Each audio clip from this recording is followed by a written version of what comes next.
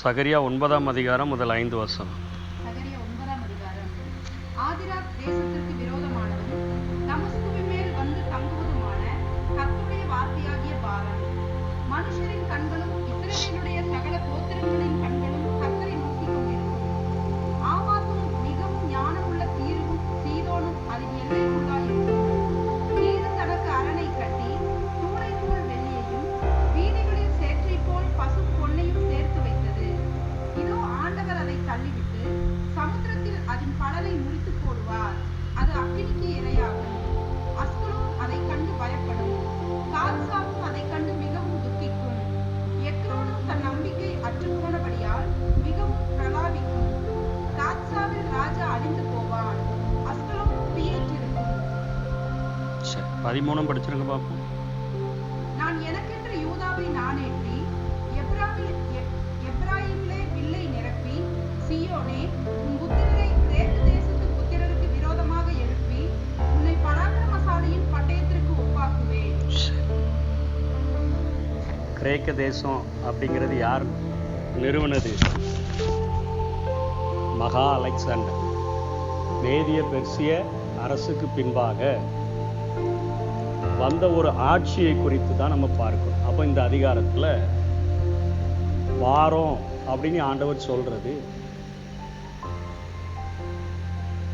இதற்கு முன்னால் இருக்கக்கூடிய அரசாட்சியை இவர்கள் அழிப்பாங்க. அதற்கு பின்பாக 13ஆம் அதிகாரத்தில் நான் இந்த காரியத்தை செய்வேன் என்று சொல்லுகிறேன். ஒரு காரியத்தை இந்த அதிகாரத்தில் ஆண்டவர் பேசுகிறதை சகரியா மூலமாக பார்க்கணும். இது முழுவதும் வரலாற்றில் நம்ம பின் நாட்களில் நடந்த சம்பவங்களை சகரியா சொன்னதை நிறைவேறி இருக்கிறத நம்ம பார்க்க முடியும். முழுமையான நிறைவேறுதல் எப்பொழுதுமே 1000 வருட அரசாட்சியில் நடக்கக்கூடியதாக. இதில் ஆதிராக் அப்படின்னு சொல்லப்படுகிற அந்த தேசத்தை பார்க்கும் பொழுது அது மேதிய பெர்சிய அரசை அது குறிக்கக்கூடியதாக இருக்கிறது. அதுக்கு அர்த்தம் என்னன்னா கூர்மையான மெல்லிய அப்படிங்கிறது தான் ஆதிராக் என்கிற பெயருக்கு அர்த்தம். கூர்மையான மெல்லிய ஆதிராக் பட்டணத்துக்கான பாரம் என்பது எல்லாமே ஏற்கனவே கற்றுக்கொண்டிருக்கிறோம். பாரனாலே நியாய தீர்ப்பு.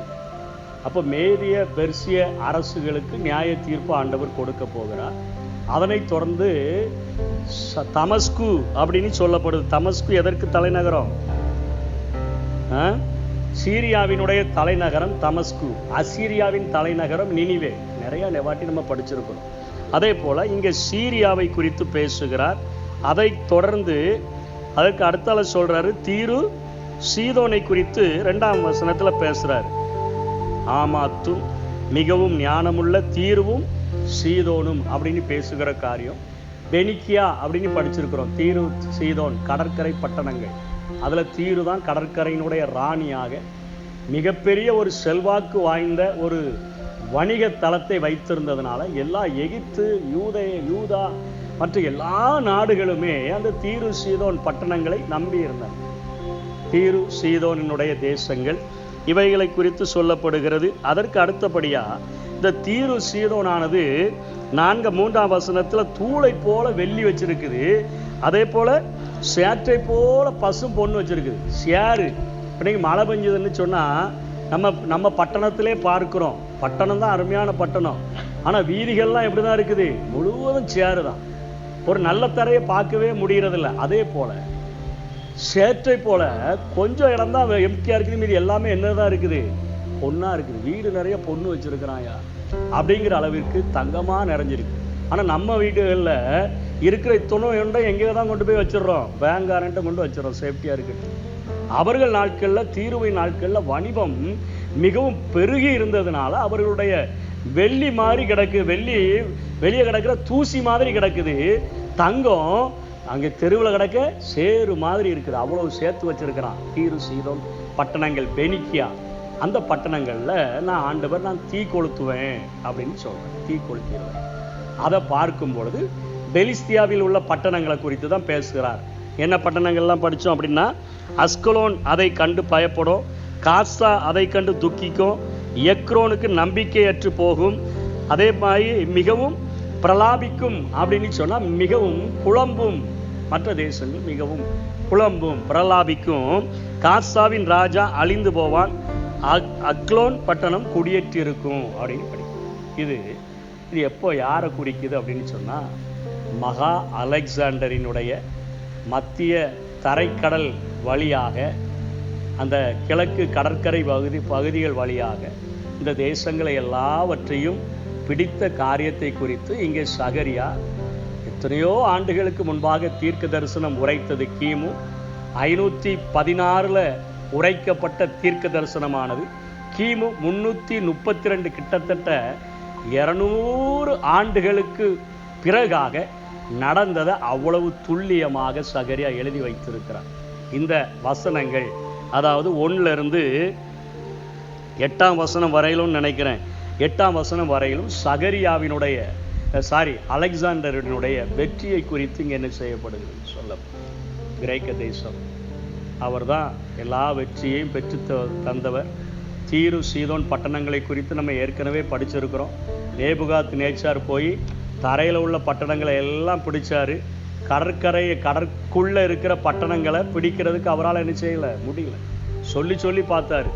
போர் சேவகர்களை அனுப்பி பார்த்தார். வேதம் அழகா சொல்லுது, போர் சேவர்களுடைய தோள்பட்டை தான் கலந்துச்சே ஒழிய அவர்களால் என்ன செய்ய முடியல, கடற்கரை பட்டணங்களை பிடிக்க முடியல.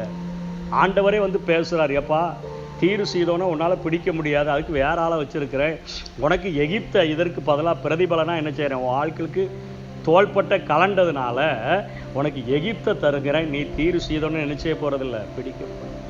இப்போ அலெக்சாண்டர் அழகா போட்டு மண்ணை நிரப்பி போய் தரை வழியாக உள்ளே போய் சீதோனை தீயை கொளுத்திட்டார். அப்போ தான் நம்ம படிச்சிருக்கிறோம் மற்ற பெரிய தீர்க்க தரிசன புஸ்தகங்களில், கடலில் திடீர்னு தீப்பிடிச்சு எரியும்போது தமஸ்கு கப்பல்கள்லாம் என்ன செய்யும், வந்துட்டு அலறும். எல்லா பட்டணங்களும் பார்க்கும், ஐயோ எகிப்து அலறும், நான் என்னுடைய வாணிப பொருட்களை கப்பல்கள் யார் அந்த துறைமுகம் மூடப்பட்டுருச்சுன்னு சொல்லிட்டாங்கன்னா எந்த ஒரு பட்டணமும் எனக்கு செய்ய முடியாது, வியாபாரம் பண்ண முடியாது. அங்கே போய் தொழில் பண்ணுறது, ஈவினிங் டைம்களில் அவங்களுக்கு ஏற்படுத்தப்பட்ட அந்த களியாட்டங்களில், அந்த டைம் பாஸுக்காக ஏற்படுத்தப்பட்ட காரியங்களில் கலந்து கொள்ளுகிற அத்தனை மிக சிறந்த பட்டணமாக இருந்த தீரு சீதோனை நான் அலெக்சாண்டரை கொண்டு அழிப்பேன் என்று ஆண்டவர் சொல்லுகிறார். மேதிய பெர்சிய அரசானது கிரேக்க பேரரசால் அழிந்தது. அழிஞ்சிச்சா அழியலையா? அது எப்படிங்க தெரியும் எங்களுக்கு அப்படின்னு சொன்னீங்கன்னா, சிலையை பார்த்தார்ல, சிலையை பார்க்கும்போது பொன்னால் ஆன தலை எது, பாபிலோன் ராஜா, அப்படிதானே? ஆமாம். அது யாரால் அழிக்கப்பட்டுச்சு? வெள்ளியான மேதிய பெர்சிய அரசினால் என்ன செய்யப்பட்டுச்சு, அழிக்கப்பட்டுச்சா? ஆமாம். பெல்சாத்சார் மனைவாட்டிகளோட, மறுமனையாட்டிகளோட, மனைவிகளோட, தன்னுடைய தேசத்தில் உள்ள பெரிய பெரிய ஆட்களோடு கூட சேர்ந்து தண்ணி போட்டுட்டு இருக்கும்போது என்ன செஞ்சுட்டான், அங்கே கோரேசினுடைய படைகள் அழிச்சிச்சு. பெல்சாத்சார் அந்த இரவு கொல்லப்பட்டான். அந்த மேதிய பெர்சிய அரசு ஆதிராக், அதுக்கு அடுத்தபடியாக வந்த வெண்கல அரசு அதை என்ன செஞ்சிச்சு, காலி பண்ணிச்சு. அந்த பேரரசு என்னது, கிரேக்க பேரரசு. அதற்கு பின்பாக கிரேக்க பேரரசு 4 துண்டா பிரிஞ்சிருச்சுன்னு நம்மளே படிச்சிருக்கிறோம். அதனுடைய 4 தளபதிகளால் அது எகிப்தாக, சீரியாவாக அதெல்லாம் பிரிக்கப்பட்டதை பார்த்துருக்குறோம். அதில் தான் அந்தி கிறிஸ்துவனுடைய ஒரு அடையாளமானவனாக அந்தியோக்கஸ் எப்பாப்பினஸ் என்கிறவன் வந்தான். 4வது அந்தியோக்கஸ் எப்பாப்பினஸ். அவன் தான் தேவாலயத்தில் பன்னியை கொண்டு போய் பழி செலுத்தி ஆலயத்தை அருவருப்பாக்கிட்டானிலாம் நம்ம படித்தோம். 4 விதமாக அந்த 4 மாலுமிகள் என்ன செஞ்சுட்டாங்க, பிரிச்சுட்டாங்க. டாலமி, அதே மாதிரி அந்தியோக்கஸ், எப்பாப்பினஸ் அப்படிங்கிற 4 பேரை குறித்து பார்த்தோம். தேசத்தை அலெக்சாண்டர் மாதிரி ஒரே ஆளால் நம்மளால் வழிநடத்த முடியாதுப்பா, 4ஆக பிரிச்சுக்கிடுவோம் அப்படின்னு பிரிச்சுக்கிட்டாங்க. அதை குறித்து பார்த்தோம். கிரேக்க பேரரசு, இந்த கிரேக்க பேரரசை காலி பண்ணிட்டு என்ன பேரரசு வந்துச்சு, இயேசு கிறிஸ்து இந்த பூமியில் வாழும்போது என்ன பேரரசு இருந்தது, ரோம பேரரசு இருந்தது. அதுக்கப்புறம் இப்போ கூட்டாட்சி இருக்குது. கையால் பெயர்க்கப்படாத கல் என்ன செய்ய போகுது. எப்பவுமே இந்த எழுப்பி தூக்கத்தில் கேட்டாலும் நமக்கு இந்த தரிசனம் தெரியும்.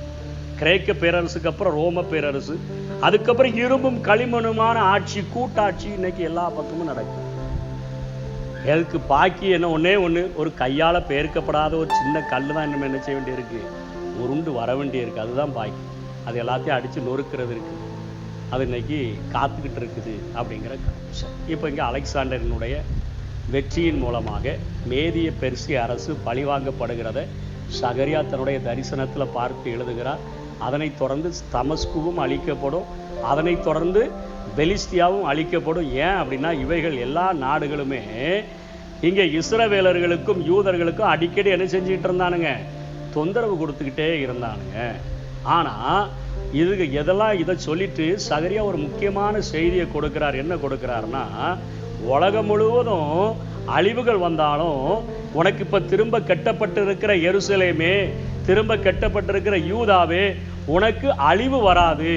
இப்போ ஆண்டவர் உன் நடுவில் இருக்கிறபடினால நீ அங்கே 70 வருஷம் சிறையிருப்புக்கு போயிட்டு அங்கேயே உன்னுடைய வழிபாடுகள் எல்லாம் விட்டுட்டு வந்துட்டு இப்போ ஆண்டவருடைய சொல்லு பேச்ச கொஞ்சம் கேட்கிறபடினால பழைய சடங்காச்சாரங்களை விட்டுட்ட, இப்போ ஆண்டவர் போதும்னு இருக பிடிச்சிக்கிட்டு இருக்கிறபடினால உனக்கு ஒரு பாதுகாப்பு கிடைக்கும் அப்படிங்கிற காரியத்தை தான் இந்த வசனத்தில் அவர் சொல்லுகிறத பார்க்கிறோம். இந்த அதிகாரத்தில் இப்போ அஸ்தோத்தின் வேசி பிள்ளைகள் வாசம் பண்ணுவார்கள். 7ஆம் வசனம் திரும்ப வர்றேன். இப்போ 8 படிங்க பாப்போம். 8, சேனையானது புறப்படும் போது, இப்போ அலெக்சாண்டர் சேனை புறப்பட்டு போகுது வைங்களேன், புறப்படும் போதும் திரும்பி வரும்போதும் என் ஆலயம் காக்கப்படும்படி அதை சுற்றிலும் பாளையம் போடுவேன். இந்த ஒடுக்குகிறவன் அவனிடத்தில் கடந்து வருவதில்லை. தான் இதான் எருசலேம்னு வைங்களேன், நம்ம நிற்கிற இடம் எருசலேம்.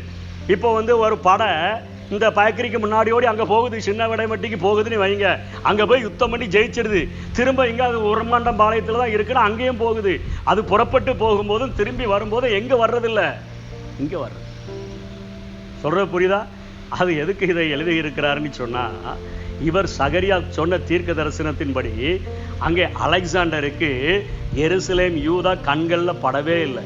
திடீர்னு அவனுக்கு ஒரு இன்விடேஷன் வருது. அலெக்சாண்டருக்கு பிரதான ஆசாரியன்னு ஒரு அழைப்பு கொடுக்கிறாரு. ஐயா, நீங்க புறப்பட்டு போறீங்க, இங்க போறீங்க, நீங்க அங்க போய் யுத்தம் பண்ணி ஜெயிக்கிறீங்க, இங்க போய் ரெஸ்ட் எடுக்கிறீங்க, போதும் வரும்போதும் போறீங்களா, எங்களை கண்ணுக்கே தெரியலையா, வாங்க, எங்களுக்கு ஒரு ஆலயம் இருக்குது, இங்கே சர்வ வல்லமை உள்ள தேவன் எங்களை பாதுகாப்பேன்னு சொல்லி இருக்கிறாரு, அதனாலதான் உங்க கண்கள்ல படாம இருக்கிறோம், உங்களுக்காக நாங்க பலி செலுத்துறோம், வாங்கணும்னு அலெக்சாண்டர் சந்தோஷமா நினைச்சிட்டாரு.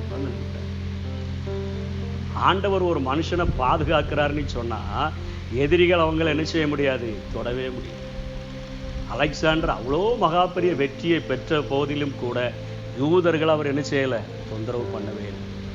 ஆலயத்துக்கு வந்து, ஓ எனக்காக நீங்க பலி செலுத்துறீங்களா, உங்க ஆண்டவர்கிட்ட வேண்டிக் கொள்ளுகிறீங்களா, நீங்க எனக்காக வேண்டிக் கொள்ளுங்கள் என்று சொல்லி தன்னை சரண்டர் பண்ணதான் 8ஆம் வசனத்தில் என்ன செய்திருக்குது, எழுதி இருக்கிறதை பாருங்க. திரும்ப படிங்க அந்த வசனத்தை, என்ன புரியும் அதை படிங்க. சேனையானது புறப்படும் போதும், கிரேக்க சேனைகள் புறப்படும் போதும் திரும்பி வரும் பொழுதும் என் ஆலயம் காக்கப்படும்படி அதை சுற்றிலும் பாளையம். அவர் பாதுகாத்தார்னா ஒரு சுடுகுஞ்சு கூட வர முடியாது. ஒரு எருசலேமை பாதுகாத்தார்னா 1,85,000 போர் சேவர்கள் வந்திருந்தாலும் தப்பி தவறி கூட ஒரு அம்பை என்ன செய்ய முடியாது, எருசலேமில் எய்ய முடியாது. இன்னைக்கு நம்ம மினிஸ்டர்கள்லாம் போறாங்க, பயங்கரமான பாதுகாப்பு, பிளாக் கேட்ஸ் எல்லாம் அங்கங்க தொங்க விட்டுருந்தாலும் ஒருத்தையும் செருப்பத்துக்கு எரிஞ்சிடறான், அதை அப்படியே எடுத்து யூடியூப்ல போட்டுறான். அவர் போனாரு, அவருக்கு செருப்பு எரிஞ்சிட்டான், செருப்பு எரிச்சுன்னா நம்முடைய பொருளாதார அமைச்சருக்கு என்ன இல்லை, பாதுகாப்பு இல்லை. அத்தனை பேர் சூழ்ந்து படை சூழ இருந்தாலும் ஒரு செருப்பத்துக்கு எரிஞ்சிடறான். ஆனா ஆண்டவர் கொடுக்கிற பாதுகாப்பு இதுலயும் வித்தியாசமானது. 1,85,000 பேர் எதிராக வந்தா கூட தப்பி தவறி ஒருத்தன் கூட என்ன செய்யறது இல்லை, அம்பை எய்ய முடியும். அவருடைய பாதுகாப்புல ஒரு பிளவே இருக்காது, ஒரு திறப்பு இருக்காது. அத்தனையாக முழுமையாக பாதுகாப்பை கொடுக்கிற ஆண்டவர். அதனாலதான் எலிசா படுத்து கிடந்துட்டு சொன்னார், அருமையா கிடக்கிறான். கேயாசி கண்ணை திறந்து பார்த்து, ஐயா பார்த்துக்கலையா, அங்க பாருங்க சீரிய படைகள் நம்மளை சுத்தி நிக்குது, குதிரையா வந்து நிக்குது. அவன் ஜாலியா படுத்துட்டு, ஆண்டவரை அவன் கண்களை திறந்துடலாம். அதுக்கு முன்னாடி பார்த்தானா அக்னிமயமான ரதங்களும் குதிரைகளும் நிற்கிறத அப்படியே பார்த்து வேலைக்காரன் என்ன செய்யறான், கை நடுங்கி போறான். ஓ அதனாலதான் இவ்வளவு அழகா படுத்திருக்கிறீங்களா? இந்த உலகத்துல ஆண்டவர் தருகிற பாதுகாப்பை மிஞ்சி எந்த ஒரு மனுஷனும் நம்ம மேல என்ன செய்ய முடியாது, கையை வைக்க முடியாது. அவரா அனுமதிக்கிற வரையிலும், அவரா விட்டு கொடுக்கிற வரையிலும் ஒரு காரியமும் அணுகாதபடி அவர் நம்ம என்ன செய்ய முடியும். உன்னுடைய பாதங்கள் கல்லில் இடராதபடி தன்னுடைய தூதர்களுக்கு என்ன செய்வார், அவர்களை கட்டளை இடுவார், அவங்க ஏந்தி கொண்டு போவார்கள். உன் பக்கத்துல 1000 பேரும், உன் வலது பக்கத்துல 10,000 பேரும் விழுந்தாலும் அது உன்னை அணுகாது. இவன் கண்களால மாத்திரம் பார்ப்பா, இங்க இவன் போயிட்டானா, இங்க இவன் போயிட்டானா, இவைகளை நீ பார்ப்பா. ஆனால் அது துன்மார்க்கருக்கு வருகிற காரியமே உனக்கு என்ன செய்யாது, வர. புறப்பட்டு போய் அழிக்கிறான், தீர்வை அழிச்சிட்டான், தீர்வை யாருமே பிடிக்க முடியாது, அவர் அழிச்சிட்டான். சீதோன் அழிச்சிட்டான், பெலிஸ்தியர்களை அழிச்சிட்டான், சீரியர்கள் தமஸ்குவை அழிச்சிட்டான், எல்லாம் செஞ்சுட்டான். ஆனா இங்க மட்டும் வந்து குனிஞ்சு நிக்கிறான், ஒரு பூனைக்குட்டி மாதிரி வந்து நிக்கிறான். இங்க மட்டும் எனக்கு பலி செலுத்துங்கன்னு வந்து நிக்கிறான். அந்த 8 வசனங்களை இங்கே என்ன செய்யறாரு பேசுங்க. இல்ல மீதியானவங்க அந்த 7ஆம் வசனத்துல மீதியானவங்க என்ன செய்வாங்கன்னா, அவர்கள் தெய்வங்களுக்கு பலியிட்டு பச்சையானதை எடுத்து என்ன செய்வான், கடிச்சு திம்பான். அதனாலதான் ரத்தத்தையும், அவர்களுடைய ரத்தத்தை, வாயில இருக்கிற ரத்தத்தையும் பற்களுக்குள்ள இருக்கிற அழுக்கையை நான் என்ன செஞ்சிருவேன். அப்படிதானே போட்டிருக்க அந்த 7ஆம் வசனம், படிக்க பார்ப்போம். அவனுடைய ரத்தத்தை அவன் வாயில இருந்தும் ஆமா நரபலி சாப்பிட்ற மாதிரி சாப்பிட்றது. அப்படியே உயிரோட கோழியை கொடுத்தானே அப்படியே கழுத்தை கடிச்சு ரத்தத்தை குடிச்சிட்டு அப்படியே சவிக்குது. அந்த காரியத்தை தான் எழுதியிருக்கு. அப்படி செய்யற அந்நிய வழிபாடுகளை நம்ம இது 1000 வருட அரசாட்சியில் இப்படிலாம் தொழுகை பண்ணாங்களே, இவ்வளோ அருவருப்பான தொழுகைகளை பண்ணாங்களே, பச்சை இறைச்சியை சாப்பிட்டானே, பச்சை ரத்தத்தெல்லாம் குடிச்சானே, அவனையும் கூட நான் என்ன செய்வேன், நான் எனக்காக மாற்றுவேன் என்று ஆண்டவர் சொல்லுகிறதை பார்க்கிறோம். அதுக்கு அடுத்த வசனம் வந்துருங்க, 9 வாங்க பார்ப்போம். சீயோன் குமாரத்தியே மிகவும் கலிகூறு, எருசலேம் குமாரத்தியே கெம்பீரி,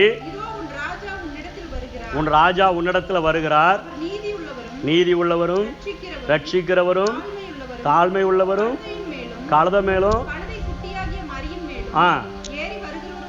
ஏறி வருகிறவருமாய் இருக்கிறார்.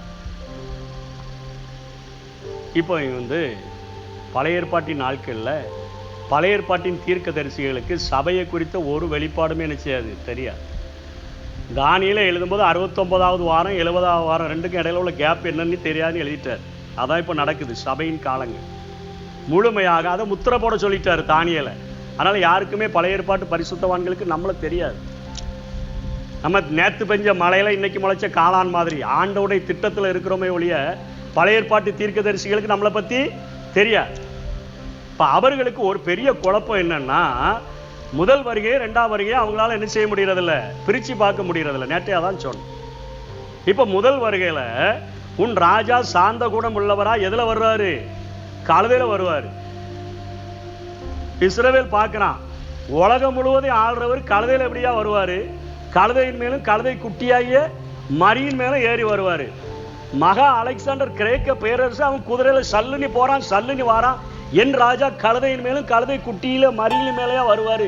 சரி ஒருவேளை வந்தா வந்துட்டு போறாரு அப்படின்னு சொல்லிட்டு இருக்கிற போதுதான் மத்தேயு 21:5 படிக்க வேண்டாம், நேரம் 21:5 இதே வசனத்தை எடுத்து அங்கே மத்தேயு ஆக்கிய நினைச்சாரு எழுது.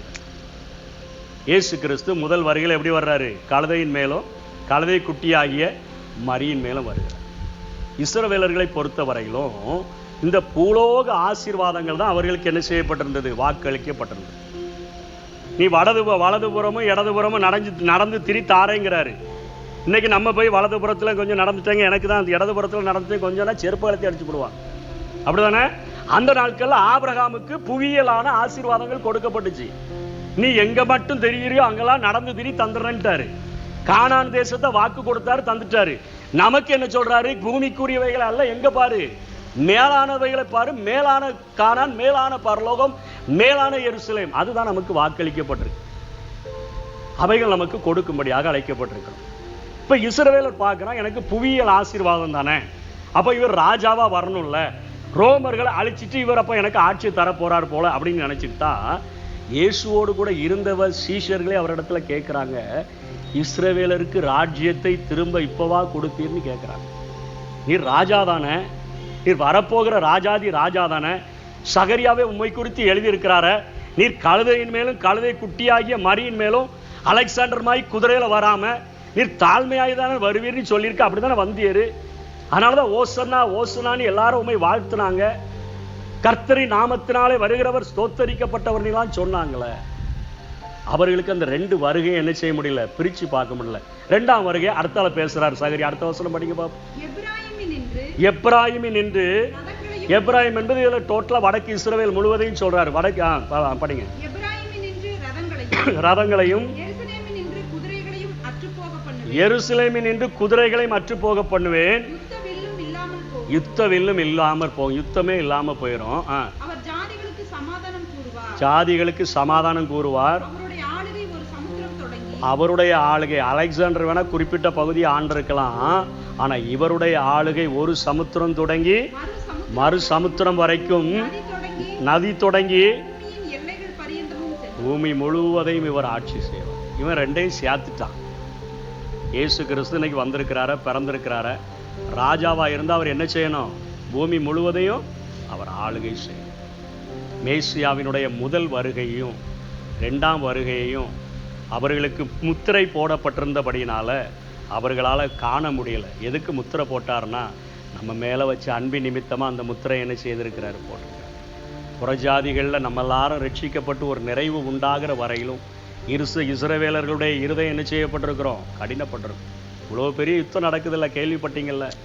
ஆமாம், ஹமாஸ் குரூப்புக்கும் இஸ்ரவேலருக்கும் யுத்தம் நடக்குத. இஸ்ரவேலில் இயேசுவை எவனும் தொழுது கொள்ளக்கூடாதுன்னு சட்டம் போடப்படுது. இயேசு அவர்களுக்காக தமக்கு சொந்தமானதில் வந்தார். அவன் சொல்கிறான் இயேசுவை எவனும் பின்பற்றக்கூடாதுன்னு சொல்கிறான். இயேசுவை அவன் அந்தி கிறிஸ்து மாதிரி பார்த்துக்கிட்டு இருக்கிறான் இன்னைக்கும். எதுக்கு தெரியுமா? நம்மை நேசித்தபடினால் அவன் திட்டினாலும் பரவாயில்லைன்னு சொல்லி நம்ம மேலே நேசம் வச்சு, இன்னும் ஆட்கள் வேண்டியது இருக்குது, இன்னும் என் பிள்ளைகள் இன்னும் நிறையா இருக்கிறாங்க அப்படின்னு சொல்லி என்ன செய்கிறாரு? ஆண்டவர் தேடிக்கொண்டு இருக்கிறார். நம்ம என்ன நினைக்கிறோன்னா, கொளுத்து போய் அலைகிறோம். இவருக்கு பிரசங்கம் பண்ணால் நல்லா காசு கிடைக்கும் போல் அதான் பேசுகிறாரு நீ சொல்லி. இன்றைக்கி ஒருத்தன் ஸ்டாண்டை எடுக்காமல் வண்டியில் போகிறான்னு வைங்க, விழுந்து அவன் தான் ஜாவான். அவன் நம்ம சொந்தக்காரனோ நம்மளுடைய பந்தக்காரனோ கிடையாது. விரட்டி போய் என்ன செய்வோம்? ஐயா உன் ஸ்டாண்டு இப்படி இருக்குன்னு சொன்னால் அவனுக்கு நம்ம மேலே கோவப்பட்டானா என்னையா நியாயம்? ஆண்டவுடைய வசனங்களே அதனால தான் பிரசங்கிக்கிறோம். ஏதாவது ஆதாயத்துக்காக அல்ல. நீ ஒரு நாளில் நரக அக்கினியில் கிடந்து அழிந்து போவிய, அதற்காக தான் நம்ம சொல்லி கொடுக்குறோம்.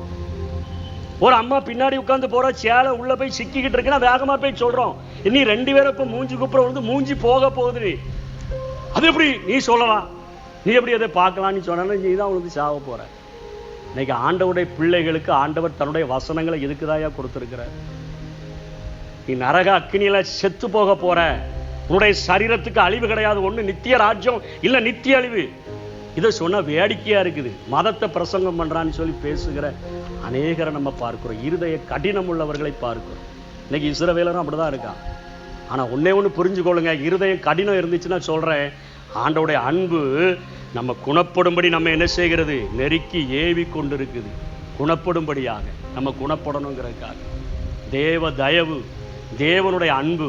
என்னுடைய சொந்த ஜனங்கள் என்ன வேண்டான்னு சொன்னாலும் உங்களுக்கென்று இந்த 69வது வாரத்திலிருந்து 70வது வாரம் என்று தானியேல் கண்ட தரிசனத்தின்படி சபையில் இருக்கக்கூடிய ஆத்துமாக்களில ஒரு நிறைவு உண்டாகும்படியாய் தாமதிக்கிறேன் என்று ஆண்டவர் சொல்றார். அதனாலதான் இன்னும் மத்திய ஆகாயத்தில் வரும்.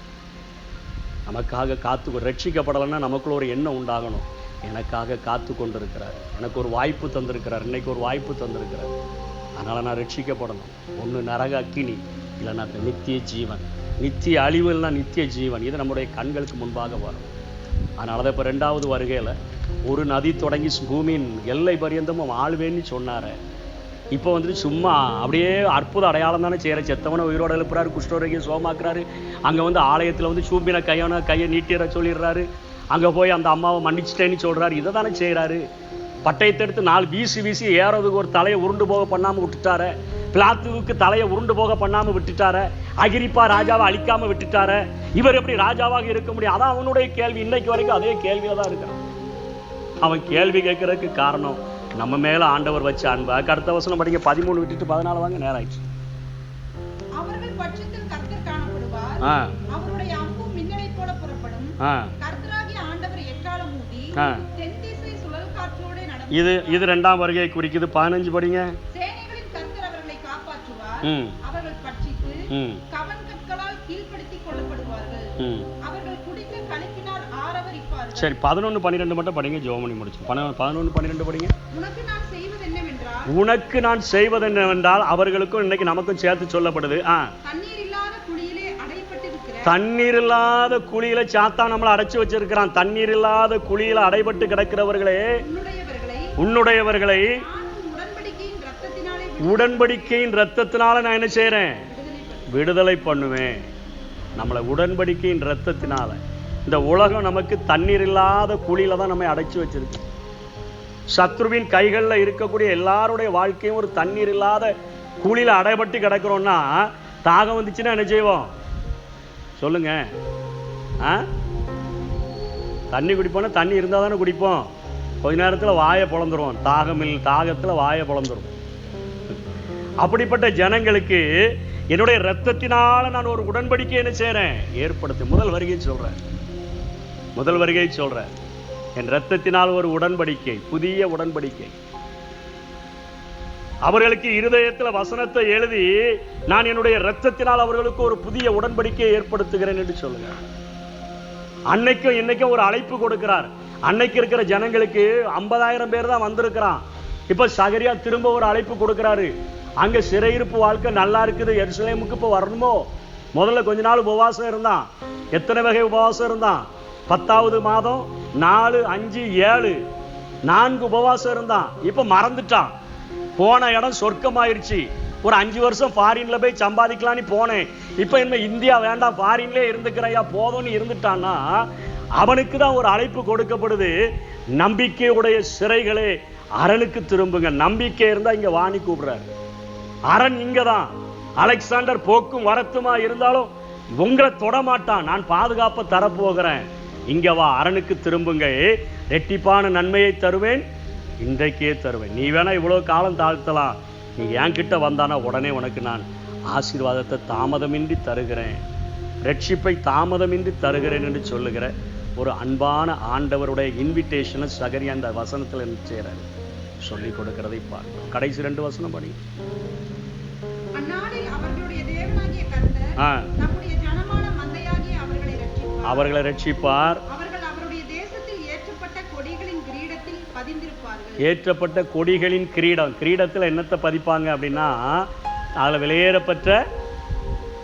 விலையேறப்பட்ட அணிகலன் கற்கள் எதையாவது ஒன்று பதிப்பாங்க. அப்படிதானே? நம்ம தங்கத்தை பதிப்பாங்க, விலையேறப்பட்ட பொண்ணை பதிப்பாங்க, காசு எவ்வளவுக்கு இருக்குதோ அதுபடி பதிப்பாங்க. அப்படிதானே?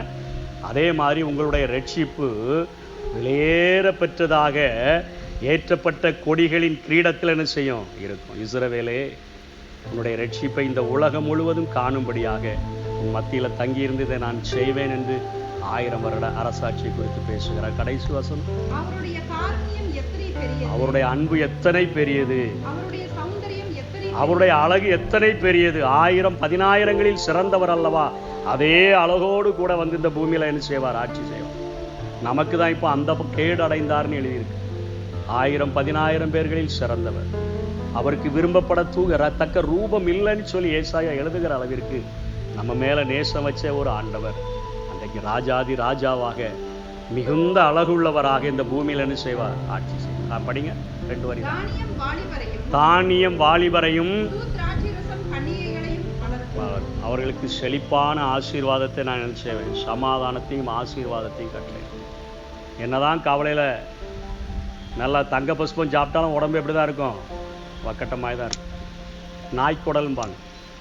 இவ்வளோ சட்டி கணக்கில் திம்பான நாயுடைய குடல் எப்படி தான் இருக்கும், அப்படி சப்பி தான் கிடக்கும். சில ஆட்கள் என்ன தான் தின்னாலும் ஒன்றும் ஏற உடம்புக்குள்ளே இருக்க வியாதி என்ன செஞ்சிடும், அழிச்சு. உள்ளத்தில் சந்தோஷம் வந்துருச்சுன்னா கொஞ்சம் சாப்பிட்டாலும் உடம்பை என்ன செஞ்சிடும், புஷ்டியாக மாற்றிடும். தானியம், திராட்சரசம் நம்முடைய வாழ்க்கையை வளர்க்கக்கூடியதாக, அவருடைய சமாதானம், அவருடைய நீதியான ஆட்சி நமக்கு அத்தனை செழிப்பை கொண்டு வரும். 1000 வருட அரசாட்சியையும் இணைத்து இங்கே சகரியான செஞ்சிருக்கிறார், பேசியிருக்கிறதை பார்க்க